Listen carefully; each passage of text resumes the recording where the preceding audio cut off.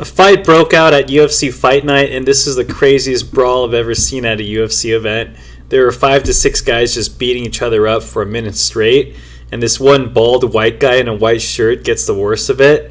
First getting destroyed by a chair, and then getting knocked out at the end by some random dude.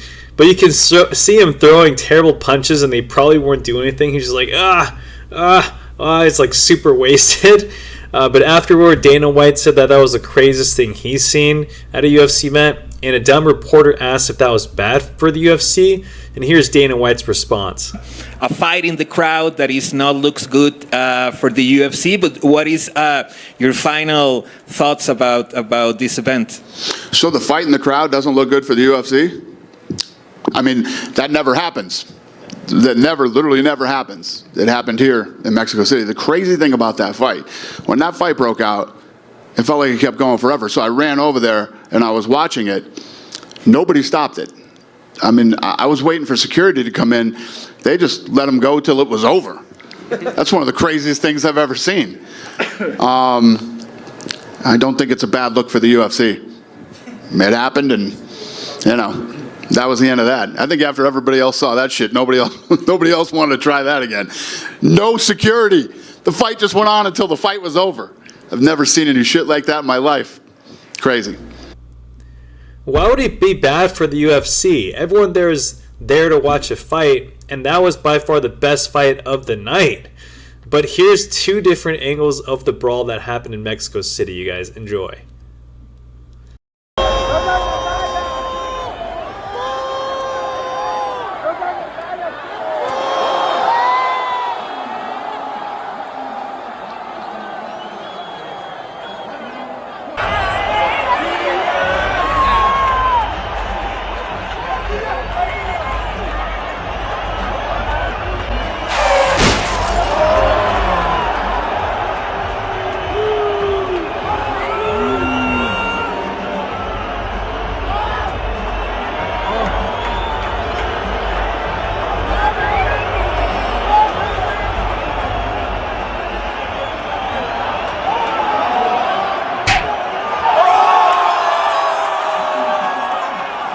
That was just sick to watch, and by far the sickest fight of the night. Nobody on that fight card got flatlined by a chair like that bald dude. And what a champion for getting up again and again. I say we put him on Dana White's Contender Series. But it must have happened because the fights just honestly sucked.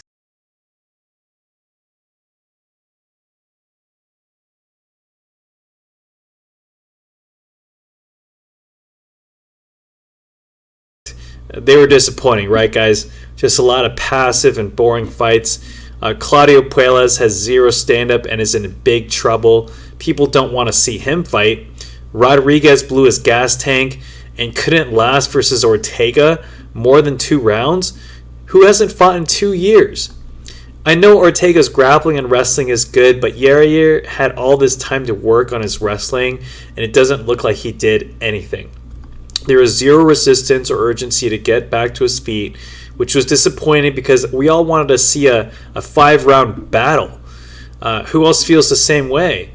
And then Moreno was just so passive and barely threw versus Royval, which in my opinion was a mistake. I think he should have went in there and tried to finish him, put a statement on. That wasn't the assassin baby we've all seen fight Pantoja and Figgy. There were also a ton of split decisions, which shows how much was left unfinished. Great fighters are aggressive and always try to push the pace, but it seemed like we saw a lot of scared fighting, and I keep hearing about it being a result of the elevation, so maybe that was it. The only person I feel like who wasn't really affected by the elevation, or one of the few guys, was Brandon Royval, who coincidentally trains above elevation. And as for Brian Ortega, what a huge win for him. I doubted him, but he proved a lot of people wrong, like me and MMA Guru. But versus people with good takedown defense, I think he's going to be in trouble because he gets hit so much on the feet. His head movement is abysmal. Yair did a lot of things wrong in that fight, and Ortega exploited him. But imagine him trying to stand and bang with guys like Ilya Topuria or Max Holloway with good takedown defense. Ortega's best chance is by submission, but Ilya has done really good versus grapplers like Bryce Mitchell. I wouldn't mind seeing Ortega fight Volkanovski again. Ortega gets a chance to redeem himself, and Volkanovski gets to build himself back up. I want to see Max versus Ilya, or him versus Makhachev. Ilya's boxing, power, grappling, and wrestling is impressive, and he's only gotten more confident in his power ever since he entered the UFC.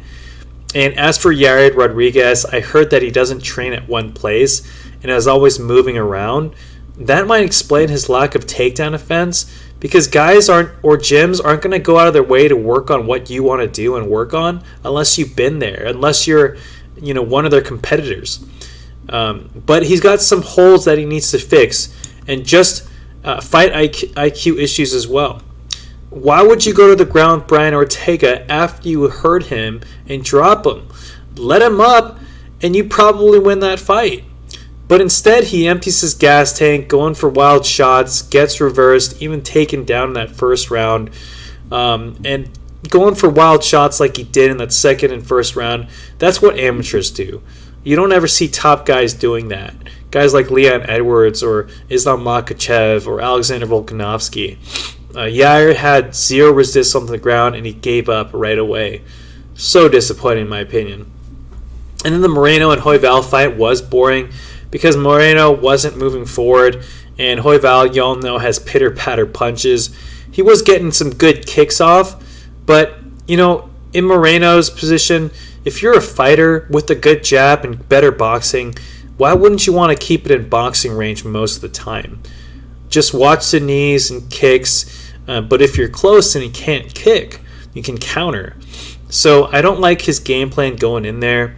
You really let Brandon Royval get comfortable, especially in that first round, because when Moreno did land, he landed heavy punches, but it was just too late and it wasn't enough volume.